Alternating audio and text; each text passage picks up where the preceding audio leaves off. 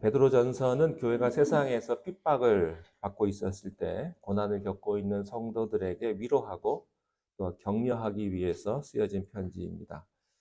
이 편지는 많은 지역의 교인들이 돌려가면서 보았습니다. 그 당시에는 복사기도 없었고 그렇기 때문에 편지 하나를 가지고 여러 교인들이 그 원본을 돌려가면서 보았습니다. 학교에서 괴롭힘을 당한 아이가 집에 오면 부모의 위로를 기대하듯이 당시 무서운 로마의 핍박에 고통받던 성도들은 예수님의 수제자요, 또 교회의 큰 어른인 베드로의 위로를 기대하고 있었습니다. 과연 무슨 말로 위로를 할까? 그것이 아마 그 교인들의 큰 관심사였을 것입니다. 우리가 편지가 오면 궁금하잖아요. 기대가 되고 그래서 베드로의 편지를 받고 교인들이 그랬을 것입니다. 젊었을 때 베드로는 핍박 앞에서 고난 앞에서 결코 담대한 사람은 아니었습니다. 겟세마나에서 주님을 버리고 도망을 갔고요. 또 대제사장 뜰에서는 닭 울기 전에 3번이나 주님을 부인했던 경험이 있는 사람이었습니다. 사실 베드로의 그때의 고난은 마음의 두려움이었습니다. 어쩌면 두려움이 가장 큰 고난 중에 하나일지도 모르겠습니다. 그럼에도 불구하고 베드로는 주님의 용서를 받았고 성령의 불을 받았습니다. 30년이 넘도록 놀라운 사역을 하면서 각처의 교회들로부터 존경받는 지도자가 되었습니다. 이제 얼마 안 있으면 베드로 자신도 예수님처럼 순교를 당하게 될 것입니다. 그리고 그 베드로는 이제 얼마 남지 않은 인생을 놓고 어떤 메시지를 가지고 핍박받는 성도들에게 전할 것인가. 저도 목회를 하면서 고난 중에 있고 참 힘들고 어려운 상황에 있는 성도들에게 어떤 위로를 할고 힘이 되어 드릴까 그런 고민을 많이 합니다. 그래서 경험상 그런 분들이 있으면 처음에는 일단 얼마나 힘드세요. 그리고서 가서 두 손 잡아드리고 이야기 들어드리는 것이 중요했습니다. 그런데 베드로의 서신서를 보면 서문부터 그런 위로를 하지 않습니다. 바로 베드로는 무슨 얘기를 하냐면 구원 이야기를 합니다. 그러니까 지난주까지 우리는 하나님께서 미리 예정하시고 예수님께서 순종하시고 또 성령님께서 함께 하셔서 삼위일체의 구원의 역사에 대한 이야기를 들었습니다. 구원받은 백성들에게는 보배로운 하늘의 상급이 있다고 말씀을 합니다. 그런데 왜 베드로는 핍박받는 성도들을 향해서 그저 눈물 닦아주고 위로해 주기보다는 처음부터 이렇게 바로 구원 이야기를 하겠습니까? 그것은 이 무서운 고난을 이길 수 있는 힘은 어줍지 않은 위로가 아니고 우리에게 주어진 구원의 능력에서 오기 때문입니다. 구원받은 하나님의 백성들은 하나님의 문을 열 수 있고요. 하나님의 능력을 받아서 하나님의 은혜와 능력으로 무장할 수가 있습니다. 그 영적인 힘으로 육체의 고난을 이기라 하는 것이죠.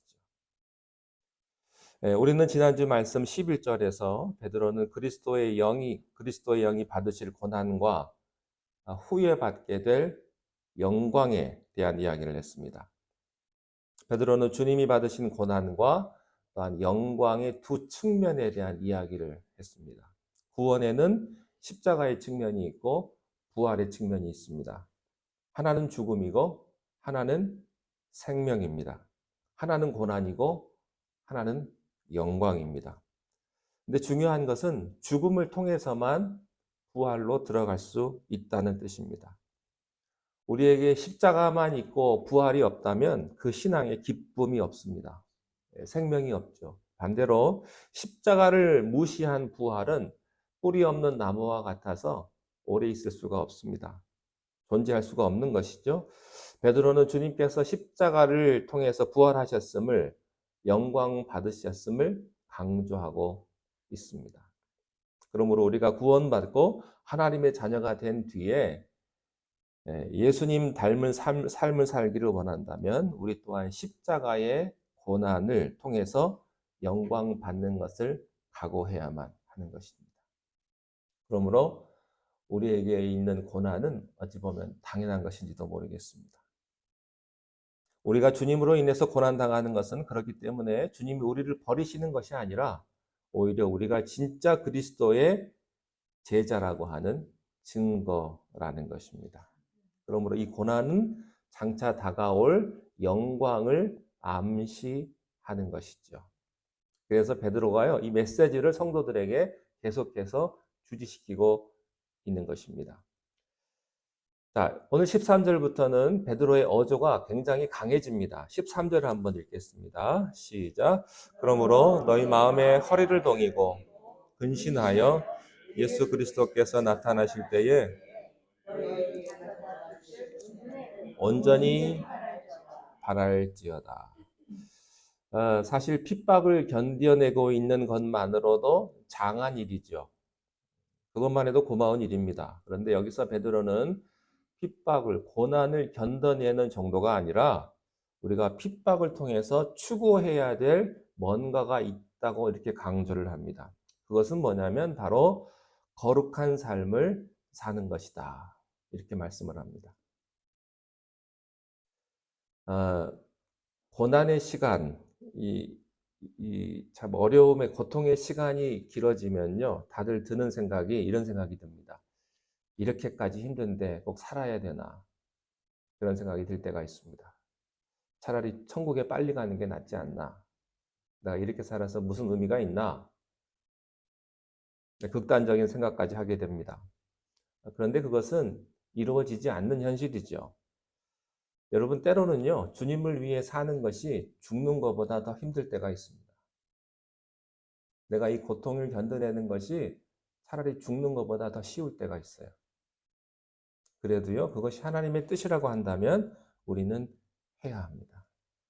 그래서 하나님께서는 우리를 천국으로 바로 데려가시지 아니하시고 이 땅에 남겨두셨다고 하는 것은 우리가 하나님의 나라를 위해서, 하나님 나라 확장을 위해서 해야 될 사명이 있기 때문입니다. 여러분 모두에게 그 사명이 있음을 믿으시기 바랍니다. 그 사명을 감당하기 위해서 우리가 거룩해야 됩니다. 거룩이란 뭐냐? 우리가 세상 속에 있지만 세상과 차별화된 삶을 사는 거예요. 세상 안에 있지만 세상이 우리 안으로 들어오지 않도록 하는 것입니다. 왜냐하면 미워하면서 닮아간다고 세상이 주는 핍박보다 더 무서운 것은요, 교회가 세상에 동화되어서 타락하는 것입니다. 베드로는 성도들을 핍박하는 로마 제국에 대항해서 교회가 어떻게 조직적으로 대항할 것인지, 어떻게 싸울 것인지를 가르쳐 주지 않았습니다. 차라리 그렇게 하면 속 시원했을 텐데 그렇게 하지 않았어요. 왜냐하면요, 우리는 세상과 싸울 수 있는 방법이 없거든요. 세상적인 방법으로 우리가 싸울 수가 없습니다. 여러분, 교회 다니는 사람은요, 절대로 세상 사람들과 싸울 때 세상적인 방법으로 싸울 수 없어요. 먼저 우리에게 주어진 놀라운 구원의 비밀을 가슴에 새기고 우리는 하나님의 방법으로 세상과 싸워야 합니다. 그러니까 13절부터는요, 우리 스스로를 돌아보아서 거룩한 삶을 살라고 강조하는 것이죠. 당장은 로마 제국의 핍박으로부터 살아남는 것이 중요한 것 같은데, 우리를 억울하게 핍박하는 로마 욕을 그냥 신나게 해주고 그렇게 해야 될 것 같은데, 하나님께서는 오히려 이럴수록 밖을 보지 말고 성도들 스스로 돌아보아 거룩을 점검해야 된다고 말씀을 하십니다. 여러분, 교회가 교회되는 것은요, 거룩입니다. 마귀가 가장 두려워하는 것은 거룩한 교회입니다. 저 무시무시한 로마 제국을 무너뜨릴 수 있는 힘도 어디서 오느냐? 거룩에서 오는 것입니다.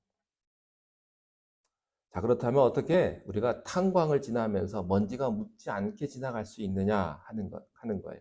어떻게 세상 속에서 우리가 거룩하게 살 수가 있겠느냐 하는 것이죠. 오늘 23절 말씀에 보면 이렇게 말씀을 하세요. 근신하라, 근신하라.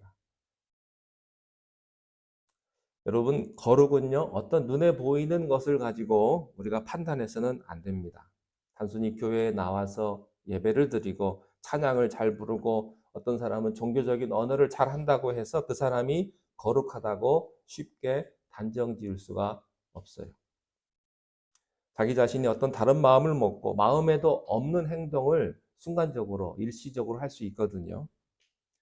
그러니까 겉으로는 경건하게 사는 것 같지만 뒤로 돌아서서 아무도 안 보이는 곳에서 세상 사람들과 똑같이 음란하고 돈 밝히고 여러분 악하고 이중적으로 사는 그리스도인들이 얼마나 많습니까?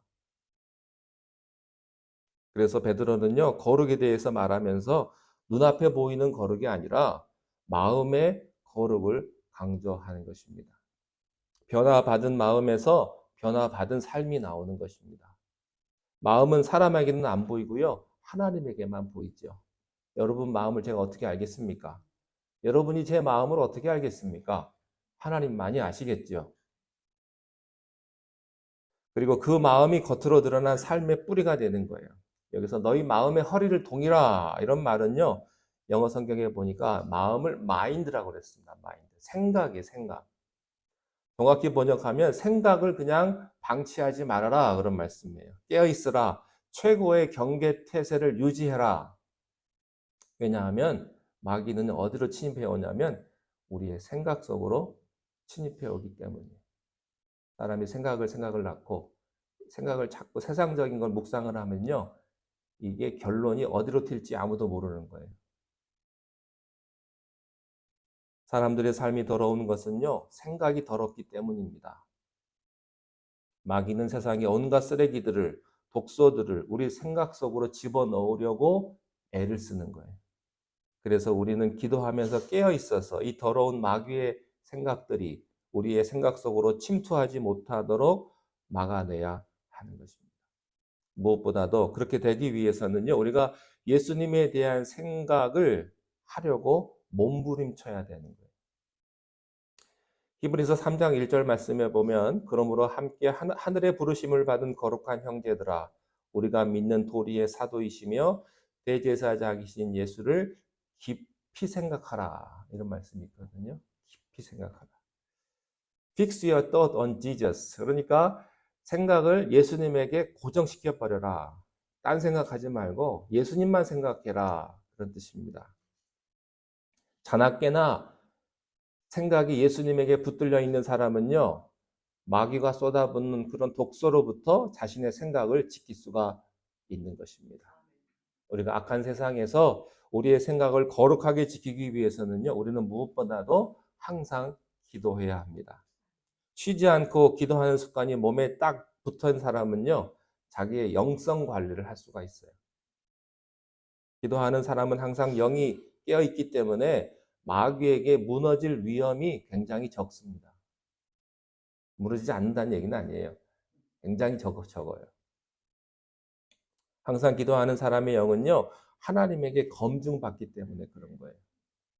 다니엘이 그런 사람이었습니다. 그 타락하고 문란한 바벨론 그 왕궁에서 수십 년 동안 공직 생활을 하면서도요, 그건 결코 도덕적으로 타락하거나 세속화되지 않았던 거죠.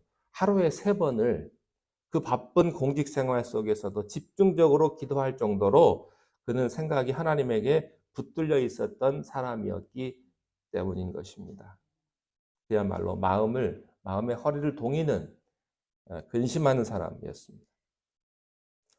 구원받고 믿음의 자녀가 되었다고 해서요, 우리가 안심해서는 안 됩니다. 예수님을 믿기 전에 우리는 세상의 자녀였기 때문에 아직도 세상의 유혹에 흔들리는 옛사람의 불씨가 아직도 남아 있어요. 그래서 14절에 보면 전에 알지 못하던 때에 따르던 예수님을 알지 못하던 때에 따르던 너희 사욕을 본받지 말라 이렇게 말씀을 해요. 사욕은요 악한 욕망이에요. 그것은 아직도 우리 마음속에 꿈틀거리기 때문에 정신 차려라 하는 것입니다. 자, 15절 16절 함께 읽겠습니다. 시작. 오직 너희를 부르신 거룩한 이처럼 너희도 모든 행실에 거룩한 자가 되라. 기록되었으되 내가 거룩하니 너희도 거룩할지니라. 하나님이 우리에게 정말 원하시는 것, 하나님이 정말 중요하게 생각하시는 것은 하나님의 거룩하심을 우리가 본받아서 우리도 거룩한 생각을 하고 거룩한 삶을 사는 것입니다. 근데 우리는요, 은사를 사모하죠. 화끈하기 때문입니다. 눈에 보이니까 멋있습니다. 사람들을 막 치유해가지고 뭐 예언도 하고 방언도 막 하고. 여러분, 그러나 은사보다 더 중요한 것은요, 성령의 열매인 거룩한 성품입니다. 성품. 하나님의 은사를 받았다는 사람이요, 거룩을 지키지 못해서 무너지는 경우를 우리가 많이 볼 수 있습니다. 하나님은 우리가 하나님의 사람이 되고 나서 하나님의 일을 하기를 원하세요. 하나님의 일을 먼저 하는 게 중요한 것이 아니고 우리가 하나님 사람이 되기를 하나님이 더 원하신다는 거예요. 여러분, 우리 교인도 아닌데 어떤 사람이 지나가다가 이거 불쌍한 교회다 좀 도와주지, 아무 의미 없는 거예요. 그래서 교회가 되면 뭐 좀 이렇게 뭐 프로브가 되면 뭐가 달라질 게 뭐가 있어요, 하나님 입장에서. 힘들지만 우리 스스로가 하나님의 사람인 우리가 하나님의 일을 하는 게 더 중요하죠. 그러므로 우리가 항상 예수님을 묵상함으로써 우리의 인격과 생각과 감정의 변화가 일어나는 것입니다. 그래야 우리가 하는 모든 일이 거룩한 능력을 보일 것입니다. 여러분, 운동 경기나 올림픽 경기를 할 때요, 꼭 하는 게 있어요. 그것은 선수들의 약물 검사를 합니다.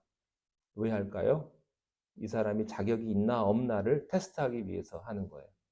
그래서 아무리 1등을 하고 금메달을 따도 자격 없는 사람은 자격 상실을 해서 금메달을 박탈해 버립니다. 여러분, 우리가 하나님의 일을 아무리 잘해가지고 우리가 1등하고 금메달 따도요, 도핑 테스트 해가지고 이 사람은 하나님 사람이 아니야 그러면 자격 박탈되는 거예요. 아무것도 아니에요. 망신만 당할 뿐이죠. 우리가 눈에 보이는 어떤 성공적인 삶을 산다고 해도 하나님은 우리 안에 내면의 불순물들을 보고 계세요. 여러분, 우리가 믿음의 경주를 하면서 자격 상실 당하는 그런 일이 없어야 될 것입니다. 그래서 핍박당하는 성도들을 위로하는 편지의 서두에서 이 베드로가요, 괜히 거룩을 강조하는 게 아니에요. 분명히 초대교회 곳곳에서 거룩을 타협해버리는 이중적인 신자의 문제가 심각한 수준까지 올라왔기 때문인 거죠. 여러분, 목회 서신을 한번 보시면요, 기가 막힌 말들이 많이 나와요. 목회 서신은 예수 믿는 사람한테 하는 거거든요. 교회 서신 이런 것들은 예수 안 믿는 사람한테 하는 게 아니고, 예수 믿는 사람한테 뭐라는지 아세요? 술 취하지 말라, 방탕하지 말라, 남의 거 훔치지 말라, 이런 얘기를 예수 믿는 사람들한테 한다니까요. 사도 바울도 그렇고 베드로도 그렇고 이런 일들이 교회 안에 비일비재하기 때문에 그런 거죠. 예수 안 믿는 사람들이 아니에요. 예수 믿는 사람들에게 그런 말을 한다는 건 기가 막히지 않습니까? 목사가 설교하는데 여러분 술 좀 그만 드세요. 사기 좀 그만 치세요. 언제까지 사기 칠 겁니다. 사기 칠 겁니까?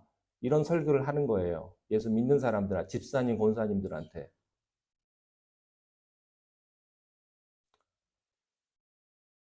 여러분, 이 사람들은 지금 외부로부터, 로마로부터 핍박을 받아서 내가 지금 이렇게 힘들고 죽겠습니다, 이렇게 말을 하지만 실은 예수님 보시기에는 외부로부터는 핍박이 문제가 아니라 너희들 자신이 문제다, 그 얘기하는 거예요. 너희들 마음속에 있는 그런 악함이 있지 않느냐 하는 거예요. 하나님은 그게 더 중요하다 이거죠.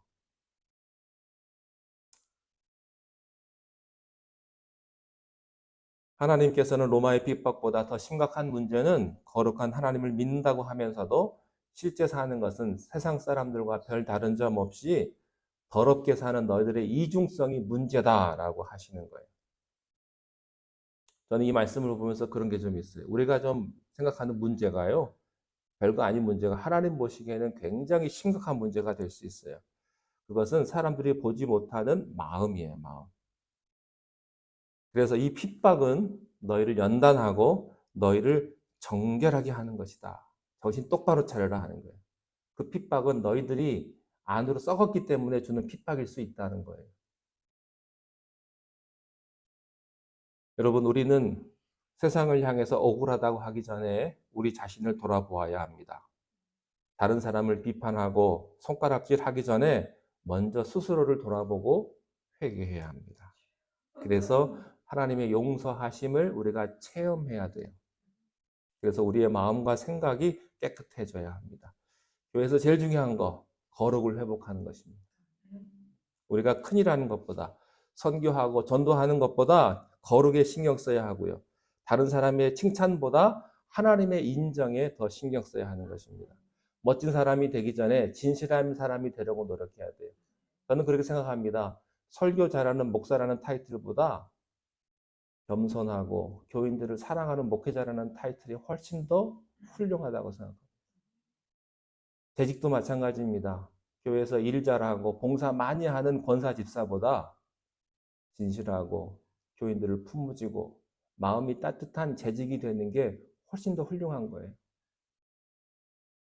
하나님의 일을 하기 전에요, 우리가 하나님의 성품을 닮으려고 애쓰는 몸부림이 우리 안에 있어야 될 줄로 믿습니다.